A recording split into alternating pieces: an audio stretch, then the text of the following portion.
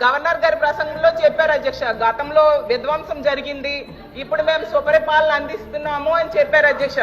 అసలు సుపరిపాలన అంటే ఏంటి అంటే సూపర్ 6 పథకాలు ఎగ్గొట్టడం సుపరిపాలన నేను అడుగుతున్నాను అధ్యక్ష. చరిత్రలో ఎప్పుడూ లేనట్టుగా 9 నెలల్లో 1,00,000 కోట్ల పైగా అప్పులు చేయడం సుపరిపాలన నేను అడుగుతున్నాను అధ్యక్ష. రోజుకి 50 మంది మహిళలపై అఘాయిత్యాలు నేరాలు జరగడం సుపరిపాలన నేను అడుగుతున్నాను అధ్యక్ష. అలాగే బెల్ షాప్స్ ద్వారా మద్యం ఏరులై పారడం సుపరిపాలన నేను అడుగుతున్నాను అధ్యక్ష.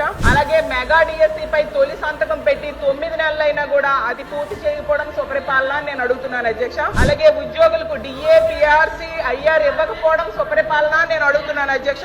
రైతులకు గిట్టుబాటు ధర ఇవ్వకపోవడం సుపరిపాలన నేను అడుగుతున్నాను అధ్యక్ష. 83 లక్షల మంది విద్యార్థులకు అమ్మఒడి తల్లికి వందనం ఎగనామం పెట్టడం సుపరిపాలన నేను అడుగుతున్నాను అధ్యక్ష. రాష్ట్ర ప్రజలకు రైతులు 53 లక్షల మంది ఉన్నారు అధ్యక్ష, వాళ్ళకి రైతు భరోసా ఎగ్గొట్టడం సుపరిపాలన నేను అడుగుతున్నాను అధ్యక్ష. ఈ రాష్ట్ర ప్రజలపై 15,000 కోట్ల విద్యుత్ భారం వేశారు అధ్యక్ష, 13,000 కోట్ల విద్యుత్ ఛార్జీలు భారం వేశారు అధ్యక్ష, అది సుపరిపాలన నేను అడుగుతున్నాను అధ్యక్ష. అలాగే 60% నిత్యావసర సరుకులు ధరలు పెరిగాయి అధ్యక్ష ఈ 9 నెలల్లో, దాన్ని సుపరిపాలన అంటారా నేను అడుగుతున్నాను అధ్యక్ష.